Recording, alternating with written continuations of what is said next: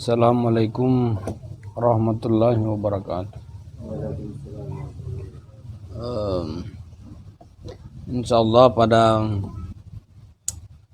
beberapa empat lah pertemuan kita masuk pada buku terkait dengan Imam Hussein ya, dengan judul buku Pemikiran Al-Syariati, Syahada, Bangkit dan Bersaksi, teori syahadanya.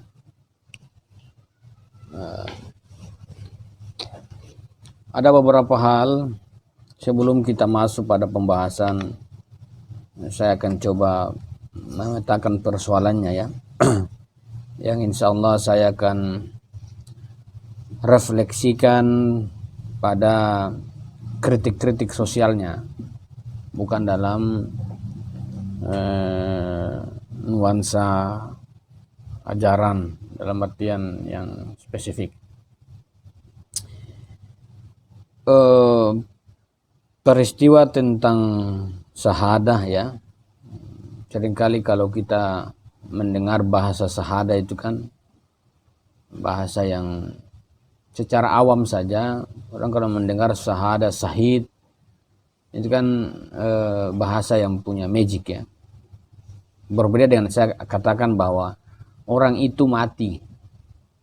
Kalau saya mengatakan orang itu mati, pada saat yang sama saya katakan bahwa si fulan itu syahid. Itu dua proposisi yang punya punya kekuatan makna dari sebuah kata itu berbeda ya, syahadah. Kenapa kita penting bahasanya, kenapa harus sampai pada titik syahadah? Yang kedua, masih relevan tidak itu syahadah itu dibicarakan ya? Memang teori tentang syahadah itu salah satu dia identik dengan kematian. Memang orang juga mati kan, di syahadat tidak ada yang hidup. Di sisi yang lain, syahadah itu punya kekuatan ideologis ya, kekuatan ideologis. Kalau di sini dikatakan kalau martir ya, martir. Kalau orang martir itu dia mati, maka selesai persoalan, dalam artian pesannya dia tidak berlanjut. Tapi kalau kita berbicara tentang syahadah dan martir, padahal aspeknya sama-sama mati, sama-sama mengikhlaskan diri mereka di medan laga. Tapi konsekuensi syahadah itu dia berkaitan dengan sebuah pandangan tauhid ya. Teori syahadah itu pasti kedua dari pandangan tauhid. Sedangkan mati itu, mungkin kalau orang mengatakan mati itu orang takut mati ya. Tidak ada yang bilang tidak takut mati, itu sudah tidak tahu kan. Tapi perasaan kita kalau mendengar kata mati itu sangat menakutkan. Apalagi dalam bahasa-bahasa terma agama itu seringkali dicambuk, ditusuk, lidah keluar, kemudian dikasih air panas, timah panas, itu kan menakutkan ya. Dalam aspek-aspek individu kita ya, dalam aspek individu, dalam kehidupan kita sehari-hari, ketika dicatat dalam kehidupan kita 1/24 jam, pasti ada titik di mana kita jatuh ya. Dalam 1 hari atau 1-2 hari itu pasti ada titik di mana kita jatuh. Kalau kita sudah jatuh secara individu, kita pastikan, maka sebuah janji kenikmatan surga itu pasti terlewatkan ya, terlewatkan. Yang kedua, di sisi yang lain, ketika kita menyadari diri kita itu pada titik itu, pada saat bersamaan keinginan kita untuk merubahnya, kita jatuh pada sebuah tanda kutip kehinaan diri, Di sisi yang lain kita mau bangkit melawannya, mau memperbaiki. Konsekuensi memperbaiki itu pasti berkaitan dengan sosial. Wilayah-wilayah sosial itu berkaitan dengan apa? Satu, berkaitan dengan kebenaran. Yang kedua, berkaitan dengan kezaliman. Yang ketiga, berkaitan dengan musyrik. Yang berkaitan dengan munafikun, ya. Itu realitas. Nah, dunia realitas begitu. Maka syahada itu berkaitan dengan, ini bicara syahada ini kan sudah peletakannya pada Rawsan Fiqh, ya. Rawsan Fiqh di tindakannya. Perhatikan pembahasan kemarin bahwa ideologi itu ada punya fungsi kritis, ya. Ada punya fungsi kritis. Dia tidak masuk pada taklid buta. Maka ketika kita membicarakan tentang syahada dalam gerakan berkaitan dengan kemanusiaan yang itu berelasi dengan pandangan dunia tauhid, maka syahada itu sebenarnya sebuah pancaran nilai-nilai yang manusiawi. Kalau ada orang mengatakan bahwa bunuh diri itu tidak manusiawi, iya, kalau bunuh diri tidak manusiawi. Tapi kalau syahada itu adalah hal yang manusiawi. Dari mana manusiawinya syahada itu? Dari satu, kesadaran kita jatuh pada kalau bahasa al-syarati dalam lumpur yang berlarut-larut. Yang kedua, kita punya ruh, pemahaman kemanusiaannya, ruh itu ingin melambung. Nah, maka orang yang tidak memasuki ruang pandangan dunia tauhid melihat syahada, itu pasti orang mengatakan ini bunuh diri, ya. Bunuh diri, mati konyol, dan lain sebagainya. Nah, kalau saya mengatakan, ayo teman-teman kita semua masuk pada jalur kematian, itu orang pasti masa unsur psikologis ada, unsur psikologis. Syahada ini berkaitan dengan sosial, ya. Sosial, berarti yang saya sasar ini adalah sosial. Kita harus membangun sebuah kritik sosial. Jadi memang ada kata martir, ya. Martir.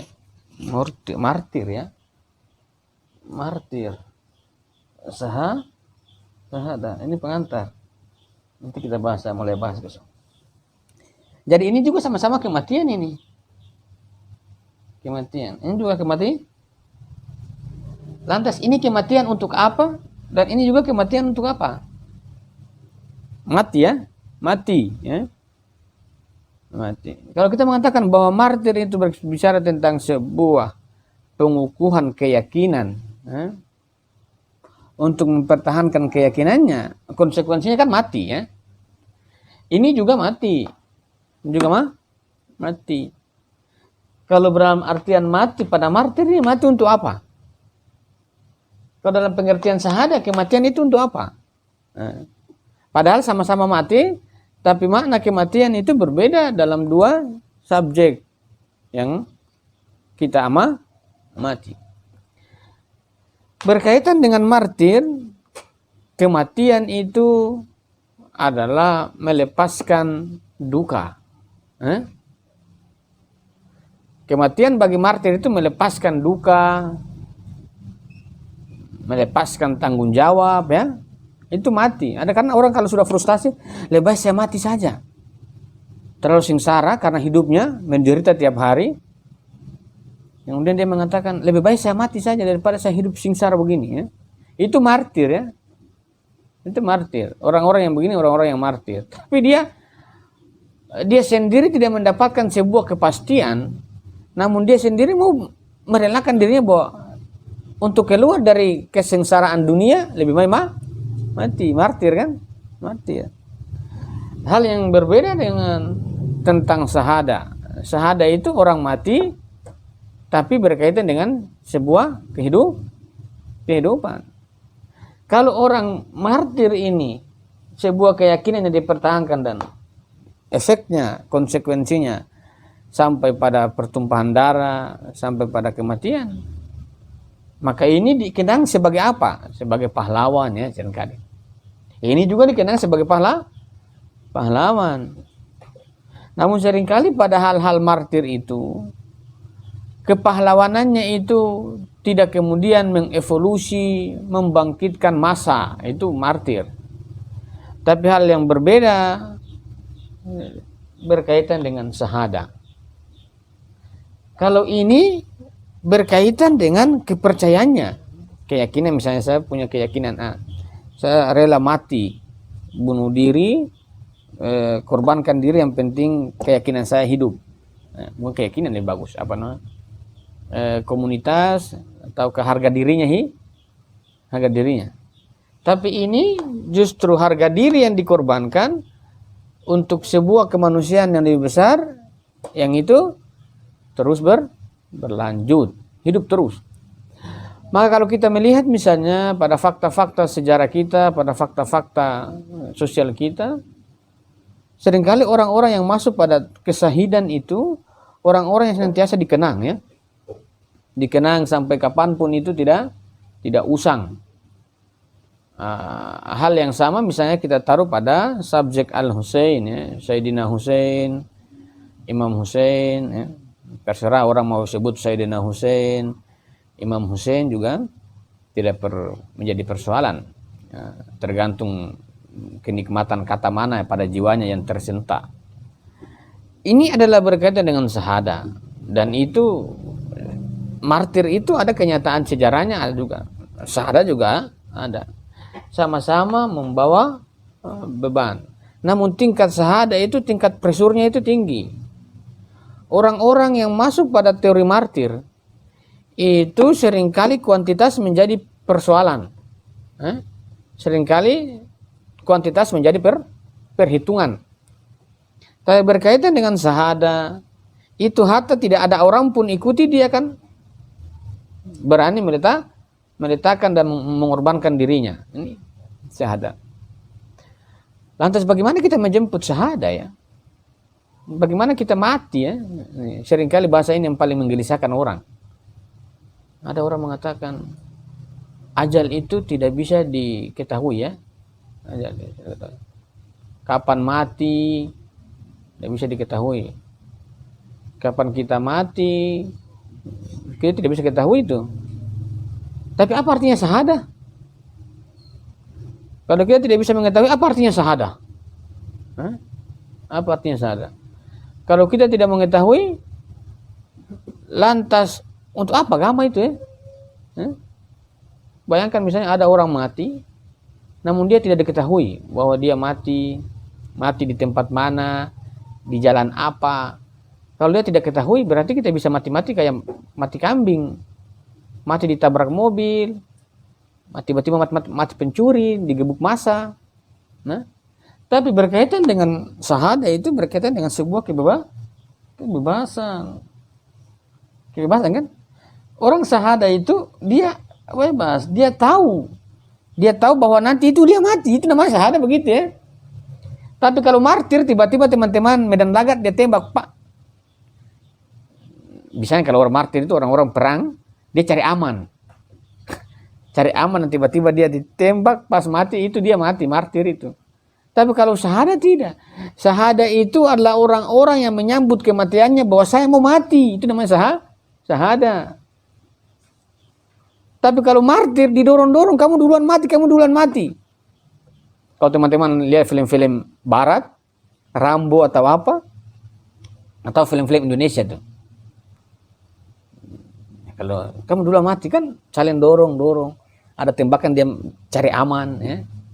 Orang-orang yang senantiasa mencari aman dalam peperangan, dalam kehidupan, itu bukan orang-orang yang memiliki pikiran dan jiwa syahada. Tapi kalau orang-orang yang memiliki jiwa syahada itu senantiasa dirinya ini, dia sudah tidak menganggap bahwa itu punya dia lagi, dia sadar. Jadi kalau kita masih menganggap bahwa diri kita ini adalah punya kita, itu bisa kita jatuh pada sebuah teori martir.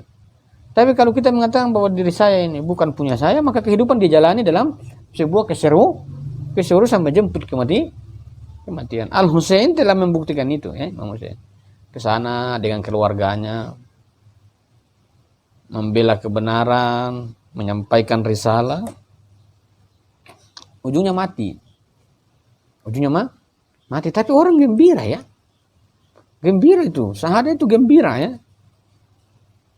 Kalau memang syahadah itu menggembirakan, berarti kematian itu adalah hadiah.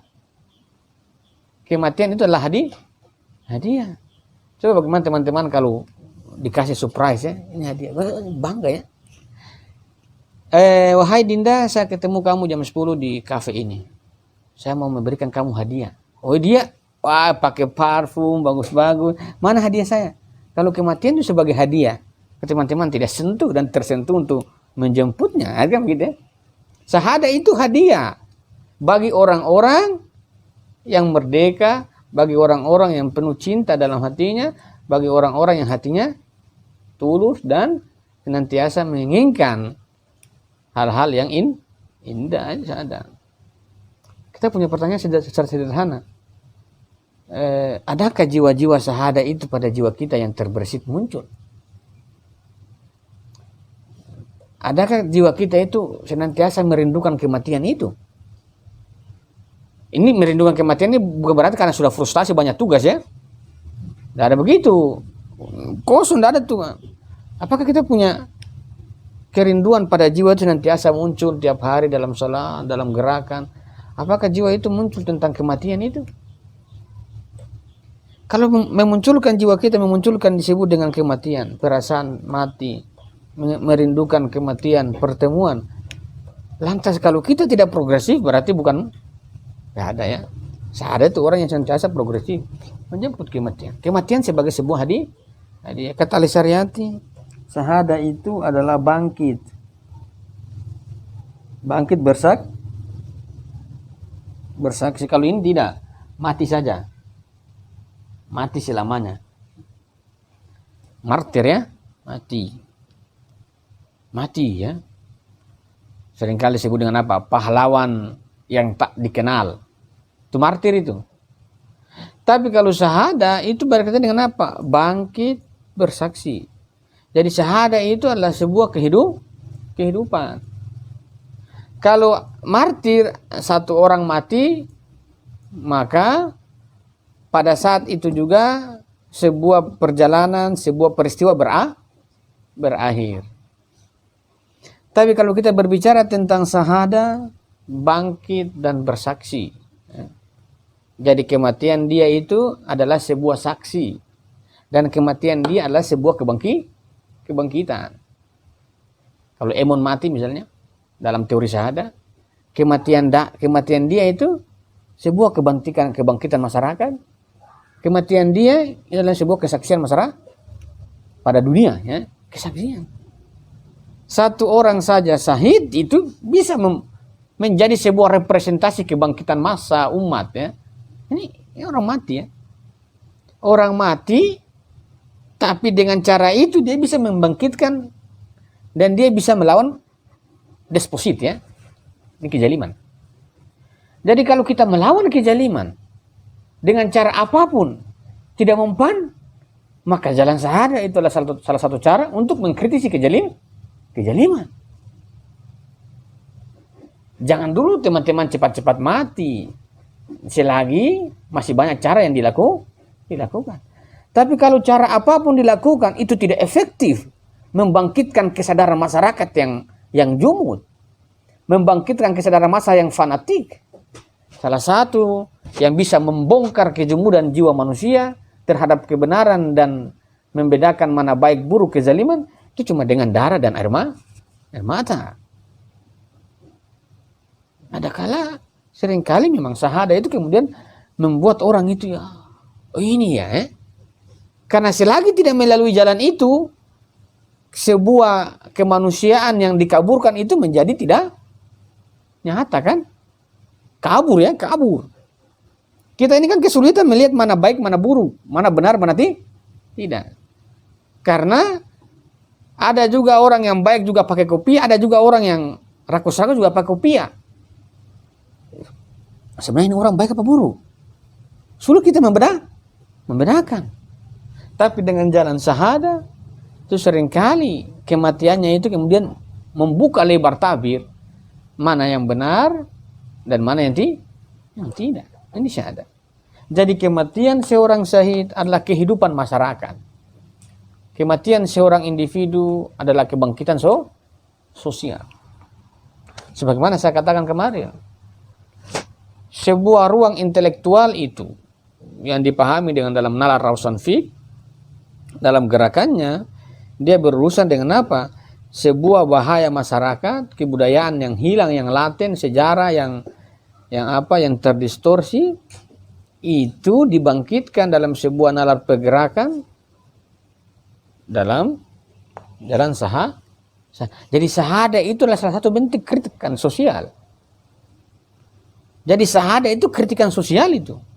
Kalau orang hanya mengatakan demonstrasi itu kritik sosial, demokrasi, tapi kenapa orang tidak membicarakan bahwa syahadah juga salah satu alur demokrasi,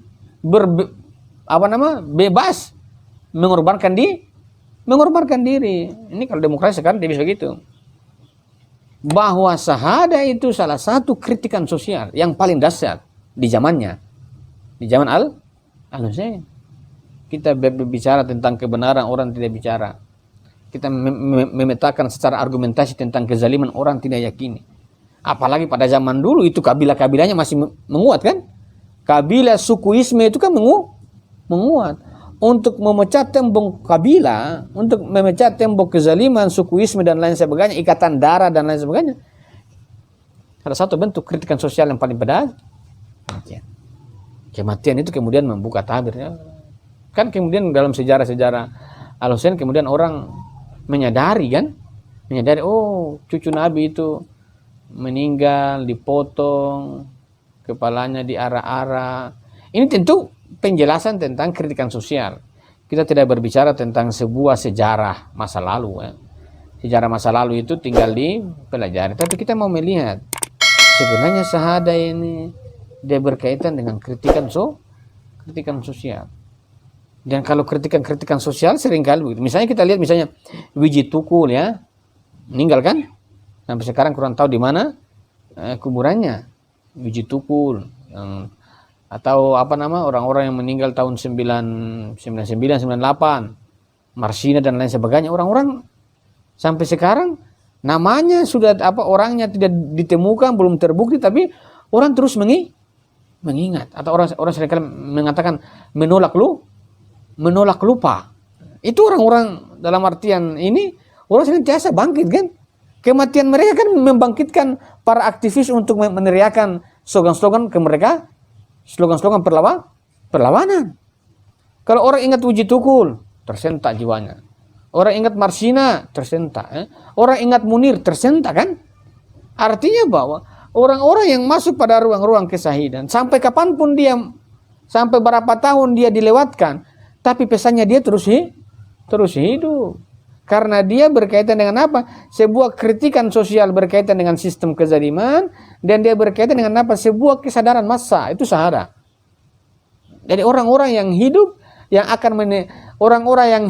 akan terhidupi oleh darah satu atau kedua orang yang masuk pada ruang-ruang kesyahidan. Kita melihat misalnya hari ini kondisi sosial kita ya. Hari ini misalnya, ini bukan sebuah dogma untuk apa. Jadi misalnya kita mengatakan bahwa dalam kehidupan kita melihat kasus-kasus sosial kita hari ini, nepotisme di mana-mana ya, dinasti politik di mana-mana, kezaliman di mana-mana. Misalnya sekarang saja siapa namanya? Yang terbaru nih, Ustadz Syekh Ali Zabir ya. Semoga dia cepat disembuhkan. Kita melihat misalnya ulama Syekh Ali Zabir. Dia ditusuk ya. Seorang ulama ditusuk, kemudian orang semua bersuara ya, menghardik yang menusuk. Kita berbicara tentang Al-Husain, bukan ditusuk, dipotong-potong. Apakah tidak suara kemanusiaan itu muncul? Ini potret yang terbaru kan Ustadz ulama kita Syekh Ali Zabir ya. Ketika ditusuk saja di lengannya, orang semua pecinta kemanusiaan, pecinta ulama, pecinta agama itu kemudian bersorak menghardik yang pelaku. Berkaca dengan hal itu yang sekarang, ketika kita merefleksikan sejarah dalam kritik-kritik sosial kita dalam teori Syahadah Al-Husain, itu sebenarnya membangkitkan juga kritik, membangkitkan keadaan kita. Kenapa bisa begitu? Kenapa bisa orang berceramah ditusuk? Nah, kenapa ada orang baik yang sejauh pandangan indrawi kita itu baik, ulama berani ada orang menusuknya.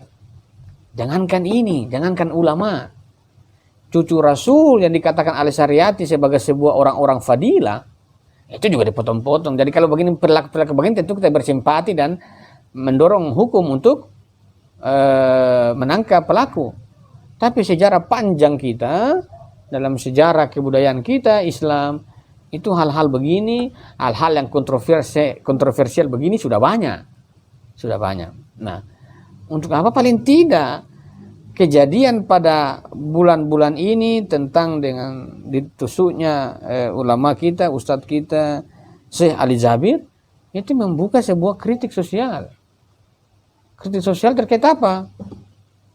Bahwa memang perlindungan tokoh-tokoh agama itu penting. Ya. Yang kedua, apakah bisa sesegera mungkin ini sistem yang ada mampu tidak sesegera mungkin mengungkap siapa dalang dibalik pelaku ini yang harus diungkap. Ini sebuah kritik yang menarik tentang perilaku kejahatan. Apa motifnya itu diungkap. Nah, tentu ini bisa berlaku sama saja dengan nanti orang-orang berikutnya. Ini bisa berlaku pada kiai-kiai berikutnya. Dia bisa berlaku pada ulama-ulama berikutnya jika ini tidak diselesaikan, siapa dalangnya dan lain sebagainya. Karena sebagian orang menganggap bahwa peristiwa ini adalah sebuah peristiwa yang sangat dikasihani karena berkaitan dengan tokoh agama. Jangankan tokoh agama, siapapun orangnya, ketika hal-hal begini tentang sebuah tindakan yang zalim tanpa ada sebab musabab, itu pasti dihardik. Sebuah tindakan demikian. Hal yang sama berkaitan dengan titik figur kita dalam Al-Husain. Saya akan menyampaikan saya usahakan 5 pertemuan berkaitan dengan refleksi sosialnya, yang kemudian syahadah itu menjadi relevan. Jadi kalau kita misalnya begini, seringkali saya ulang-ulangi faktanya, misalnya gerakan intelektual itu seringkali yang kita hidupkan di mana-mana, seringkali kita mendapatkan sebuah semangat yang fluktuatif. Kita ajak orang juga sudah tidak mau, ajak berpikir juga sudah malas. Sering kita juga semangat menjadi kendor. Sekali-kali meletakkan teori syahadat dalam gerakan. Dengan begitu mungkin teman-teman punya keringat menjadi saksi kebangkitan. Teman-teman punya emosi menjadi saksi kebangkitan. Teman-teman punya air mata karena tidak ada peserta, saksi kebangkitan. Syahadat begitu. Kalau cuma satu orang datang kemudian balik saja nak, nanti atur waktu ulang, itu martir itu. Syahadat tidak begitu. Syahadat itu mau satu orang jalan kajian, 2 orang jalan kajian, 3 orang jalan karena dia berkaitan dengan apa? Pesan kebangkitan. Dia berkaitan dengan apa? Dia berkaitan dengan sebuah saksi dan kebangkitan oleh pelaku. Ini syahadat. Syahadat kan tidak selalu teman-teman pergi di medan laga di padang pasir, tidak. Berkaitan dengan kehidupan intelektual di Seriusi, menjadi apa lagi? Pembaca juga di Seriusi itu dalam sebuah kesaidan, nalar-nalarnya itu kan dia berkaitan dengan sebuah kebangkitan. Jadi sebuah deposit masyarakat, keadaan kita di lingkungan kita, ketika itu sudah memang benar-benar menjadi sebuah titik di mana keadaan kita sudah tidak bisa diakomodir dengan bahasa-bahasa yang kompromi, namun bahasa kompromi juga tidak bisa diselesaikan, maka kritikan sosial yang paling dahsyat adalah berkaitan dengan syahadah. Jadi syahadah ini bukan sekedar pembahasan tentang sebuah pembahasan teologi dalam dunia keislaman, namun syahadah ini lebih menarik ketika ditarik dalam sebuah metode kritik sosial. Yang dia apa? Mengkritik kekuasaan kan? Mengkritik orang-orang yang zalim. Mengkritik. Jadi syahadah ini dalam sejauh yang saya baca, satu, dia mengkritik kekuasaan. Yang kedua, dia mengkritik masyarakat. Jadi syahadah ini bukan hanya mengkritik kekuasaan, dia mengkritik masyarakat. Masyarakat yang acuh tak acuh, masyarakat yang kerjanya diam, masyarakat yang tidak pernah berpihak pada kemanusiaan. Paling tidak salah satunya sasarannya adalah kekuasaan. Lagi yang toh kematian Al-Husain dalam artian syahadah itu sudah mengkritik semua level, masyarakat, ulama, sampai pada tataran kekuasaan. Jadi semua level dimensi itu kematian Al-Husain masuk pada ruang kritik menyeluruh. Ulama dia kritik. Orang-orang waktu itu yang yang mengambil jalan tengah, yang hanya tidak mau menerima konsekuensi mati, yang ada yang penting zikir aman di masjid. Ya, kritik kan? Kedua, masyarakat yang diam-diam acuh tak acuh. Yang ketiga sudah otomatis kekuasaan. Jadi kritikan sosial dalam sebuah jalur kesahidan itu kritiknya berkaitan dengan komponen masyarakat, berkaitan dengan pemuka atau ulama, dan berkaitan dengan kekuasaan. Kalau kita ini kan misalnya kalau kita mengkritik pemerintah kan cuma kritik, buat tulisan kritik. Kalau dia mengkritik syahadah sebagai sebuah kritik sosial yang dia bisa masuk pada semua ruang sosial kita, maka ukuran efektivitas syahadah itu harus jatuh pada sebuah kemerdekaan individu, kebebasannya untuk menjadikan bahwa pengorbanan adalah satu-satunya. Pengorbanan. Apa yang kita korbankan ya? Satu sisi, diri kita juga bukan kita punya. Lantas kita korbankan apa? Kalau memang diri itu adalah milik Tuhan, kenapa kita takut berkorban ya? Hari ini kalau saya mengatakan bahwa HP saya ini punya Akbar. Kalau saya diminta dan saya kasih punya orang, saya senang sekali. Memang karena bukan punya saya. Bukan punya saya. Jadi saya korbankan juga enak. Kenapa Al-Husain dia berani mengorbankan dirinya? Karena dia sudah menganggap bahwa dirinya bukan dia. Sampai dia dengan mudah mengorbankan diri kan? Kayak contohnya analogi sederhana. Kalau HP ini bukan punya saya, orang minta hari ini, ambil saja. Ambil berapa banyak, ambil. Kalau bukan barang saya. Tapi kalau barang saya, jangan dulu mas, saya masih pakai. Keberatan ya? Keberatan. Syahadah yang kita lihat saja, potret 72 manusia dalam medan laga Karbala, itu mempotret itu, pengorbanan. Saya duluan mati, ya jemput kesedihanmu, begitu kan? Enak sekali ya, begitu. Saya duluan mati, ya sambut. Saya lagi sambut, begitu. Tapi dengan mudah, seperti dengan leluasa tanpa beban ya, tanpa beban. Jemput tanpa beban. Nah, kita saja itu berat. Kenapa? Dia korbankan. Apa yang dia korbankan? Yang memang yang dia korbankan itu dirinya, dan dirinya itu dia sudah letakkan bahwa memang itu bukan punya dia. Tidak ada sebuah rasa berat pada diri untuk mengorbankan. Bahwa ada memang falsafah pengorbanan itu sampai pada sebuah peniadaan diri. Falsafah itu. Falsafah pengorbanan itu adalah falsafah peniadaan diri. Kita mau meniada. Kita mau menyatu. Lagian toh Kalau diri kita itu kita anggap bahwa itu punya kita, sulit diterima ada dalam pengorbanan.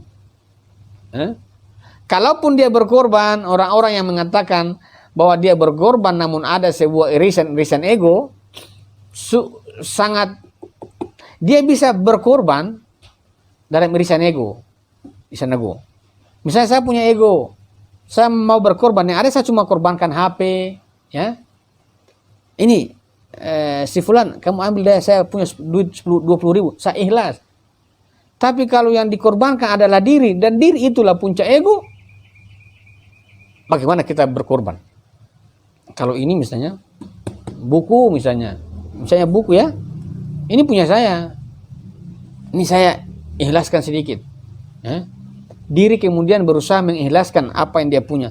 Tapi kalau yang diminta itu adalah dirimu yang sebenarnya, bagaimana kita mau melepaskannya? Dan itu ada ketakutan yang muncul kan? Ketakutan dalam diri itu tentang kematian tinggi ya. Maka kita melihat Karbala di dalam sebuah perjalanan gerakan,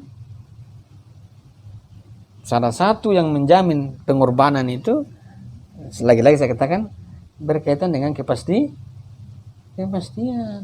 Makanya saya mengatakan ideologi itu harus memastikan. Coba teman-teman lihat dalam cerita itu, kritis sosialnya. Saya duluan mati, iya duluan. Artinya sudah ada yang memastikan. Jangan Emon bilang ke saya duluan mati, saya tidak bisa memastikan. Siapa juga mau suruh kalian mati? Tidak bisa, tidak ada. Kita bukan punya kapasitas di situ. Karena memasuki ruang kesahidan itu berkaitan dengan pengorbanan. Pengorbanan diri yang kita korbankan sesuatu yang memang bukan punya kita. Kalau sesuatu yang bukan punya kita yang kita korbankan sebenarnya mudah saja ya. Sebenarnya mudah saja. Namun sejauh ini diri yang itu ada asasinya bukan milik kita, kita anggap bahwa itu punya kita. Kalau bukan punya kita, maka sesuatu yang kita korbankan sebenarnya menarik. Tapi kalau punya kita, menjadi berat. Pengorbanan itu menjadi berat dalam titik kesahidan. Itu karena ada sebuah hayali antara kita dan bukan kita. Antara diri kita dan sebenarnya bukan punya kita. Ini kemudian terjadi sebuah apa? Dialektika dalam diri, sehingga perlu didudukan dalam kesadaran apa? Kesadaran sosial yang kita katakan kemarin dengan cinta. Kita akan melihat itu. Bagaimana cinta-cinta itu muncul dalam kesahidan. Makanya Ali Syariati mengatakan bahwa kesahidan itu adalah pesan cinta dan perjuangan. Bahwa ini kesahidan. Berarti kan ini berkaitan dengan kesahidan. Jadi dengan kesahidan kita bisa menghidupkan sosial. Dengan kesahidan bisa membangkitkan masyarakat. Namun dengan kesahidan kita mengorbankan diri kita untuk yang lain itu bangkit. Jadi dengan kesahidan kita bisa bangkitkan sosial, dengan kesahidan kita bisa menghidupkan manusia, namun dengan kesahidan kita mau meniada agar yang lain menjadinya yang nyata. Ini kesahidan. Jadi kesahidan itu orang-orang itu mau meniada walaupun yang lain nampaknya nyata. Jadi konsekuensi kesahidan adalah kebangkitan, kesaksian, menghidupkan masyarakat, nalar kemanusiaan dihidupkan. Namun pada saat bersamaan kesahidan itu dia mau meleburkan dirinya dalam arti sebuah penyadaan diri. Maka sahada itu pada potret sosialnya dia mengorbankan dirinya dalam sebuah makna ketiadaan dan penafian diri. Inilah sebuah gerakan transformasi sosial. Jadi kalau teman-teman mengabdi sosial masih merasa, misalnya teman-teman hari ini berbakti atau menjadi tokoh agama, tokoh pemuda, kemudian berbuat sedikit, itu saya yang buat. Itu tidak menarik. Atau teman-teman misalnya hidup dalam gerakan sosial, LSM misalnya, tiba-tiba teman-teman bantu orang, bantu tempat air misalnya, tandon, kemudian orang tanya, itu punya siapa? Dari kami. Itu dari kami. Bahwa dia tulis besar-besar namanya besar-besar ya, supaya orang ingat lambangnya deh. Tentu satu sisi baik-baik saja, memang karena ada ego kan, ada ego. Itu siapa? Itu kami punya, itu kami. Padahal kata Lesariati dalam sahada, dalam sahada itu itu yang ada sudah bukan lagi aku, namun aku menjadi kami kan. Jadi dalam arti sahada itu aku hilang menjadi kami. Maka kita mengartikan sahada, siapa yang mati? Kami itu semua orang di situ. Kami itu Al-Husain, kami itu Abu Zar, Abu Fadil Abbas, kami itu apa yang saya lupa namanya, yang dia kemudian berbalik ini. Ya? Al-Hur ya, Al-Hur itu kami ya. Kami. Jadi sahada itu adalah aku mediada menjadi kami. Jadi sebenarnya kesahidan itu adalah pentas kekuatan sosial melawan sosial. Bukan individu Al-Husain melawan sosial, tidak. Aku menjadi kami. Maka sahada itu dalam cerita Karbala itu adalah sebuah refleksi sosial melawan sosial. Bentuk masyarakat melawan bentuk masyarakat. Satu kelompok sosial melawan kelompok sosial yang lain. Ini sahada. Jadi karena sahada itu adalah aku menjadi kita. Aku menjadi kami. Jadi semua orang yang disebut kami. Sudah bukan lagi ada yang disebut. Tentu figurnya muncul. Tapi figur itu dalam arti kami. Maka pentas sahada itu adalah sebuah kritik sosial. Satu bentuk sosial melawan sosial yang lain. Satu umat tertentu melawan umat yang lain. Ini sahada. Potretkan itu. Karena dia sudah jatuh pada sebuah penafian diri. Maka sahada itu tidak semata-mata dibaca sebagai tafsir teologis. Namun dia perlu dibaca sebuah bentuk masyarakat.